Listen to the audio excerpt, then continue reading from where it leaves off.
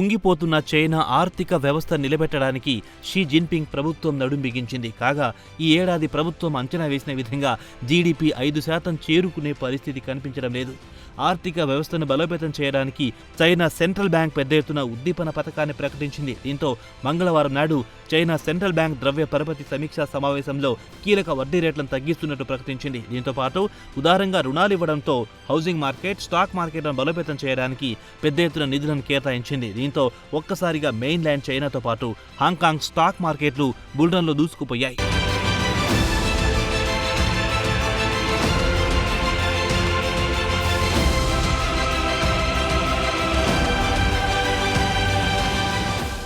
China పెద్ద ఎత్తున ఉద్దీపన పథకాలను ప్రకటించినా ఇక్కడి మేధావులు, ఆర్థికవేత్తలు మాత్రం ప్రభుత్వం ఆర్థిక వ్యవస్థను బలోపేతం చేయడానికి ఇది 50% మాత్రమే పనిచేస్తుంది, మరో 50% పనిచేస్తే తప్ప కుంగిపోతున్న ఆర్థిక వ్యవస్థ నిలబెట్టలేమని చెబుతున్నారు. అయితే ఇన్వెస్టర్లు నమ్మకం కలిగించడానికి చైనాకు చెందిన 3 అతిపెద్ద ఫైనాన్షియల్ రెగ్యులేటర్ బాడీలు, నియంత్రణ సంస్థలు ఒకటే వేదికగా సంయుక్త మీడియా సమావేశం ఏర్పాటు చేయడం శుభ పరిణామం.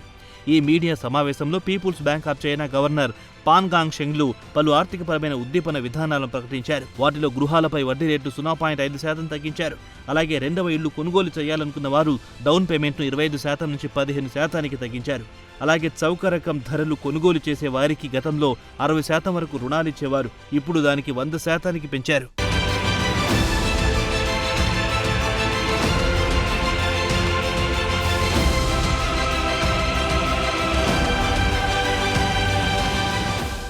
చైనా సెంట్రల్ బ్యాంక్ కీలక వడ్డీ రేట్లు తగ్గించడమే కాకుండా బ్యాంకులు సెంట్రల్ బ్యాంక్ వద్ద ఉంచాల్సిన రిజర్వ్ రిక్వైర్మెంట్ రేషియో కూడా 0.5% కుదించారు.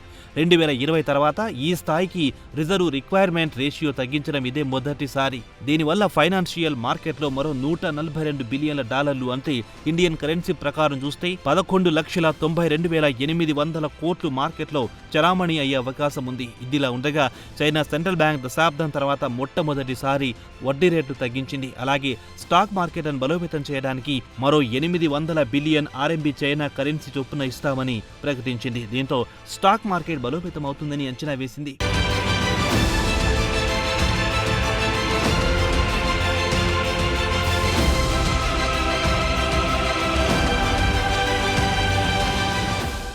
అయితే చైనా సెంట్రల్ బ్యాంక్ వడ్డీ రేట్లు తగ్గించిన వెంటనే స్టాక్ మార్కెట్లు మంగళవారం నాడు బుల్రన్లో దూసుకుపోయాయి.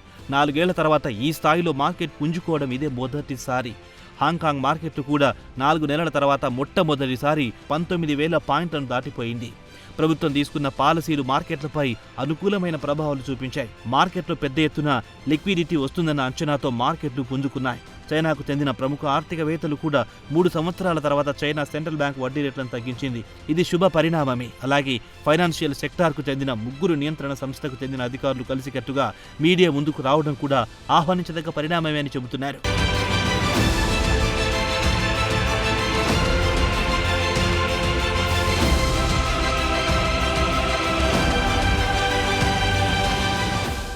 సెంట్రల్ బ్యాంక్ చీఫ్ ఉద్దీపన పథకం ప్రకటించడానికి ముందు సరిగ్గా ఒక వారం క్రితం చైనీస్ అధికారులు ఆగస్టు నెల ఎకనామిక్ డేటా గణాంకాలను విడుదల చేసింది. దీంతో పాటు పారిశ్రామిక ఉత్పత్తి గణాంకాలను, దేశంలో వినియోగం, యువత నిరుద్యోగం గణాంకాలను విడుదల చేసింది. ఇవన్నీ చూస్తే ప్రభుత్వం అంచనాలకు ఆమడ దూరంలో ఉన్నాయి. దీంతో పలువురు అంతర్జాతీయ ఇన్వెస్ట్మెంట్ బ్యాంకులు వెంటనే చైనా జీడీపీ వృద్ధి రేటును ఈ ఏడాది 5% కంటే తక్కువగా నమోదయ్యే అవకాశాలున్నాయని తేల్చేశాయి. దీంతో ప్రభుత్వం వెంటనే ఆర్థిక వ్యవస్థను బలోపేతం చేయడానికి ఉద్దీపన పథకాలను ప్రకటించాల్సిన పరిస్థితి ఏర్పడింది.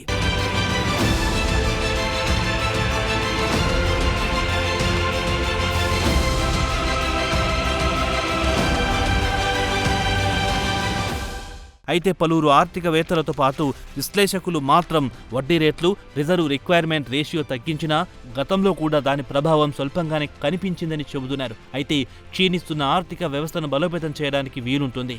మార్కెట్లు మరింత పడిపోకుండా అడ్డుకట్ట వేయొచ్చునని తమ అభిప్రాయాలు చెబుతున్నారు. చైనా ఆర్థిక వ్యవస్థ బలహీనపడడానికి వినియోగదారుల్లో నమ్మకం సడలింది. స్థానిక ప్రభుత్వాల వద్ద సరిపడా నిధులు లేవు. ప్రస్తుతం ప్రభుత్వం 50% సమస్యలను పరిష్కరించింది. మరో 50% సమస్యలను పరిష్కరిస్తే ఆర్థిక వ్యవస్థ ఉత్తేజపరచడానికి వీలవుతుందని ఆర్థికవేత్తలు అభిప్రాయపడుతున్నారు.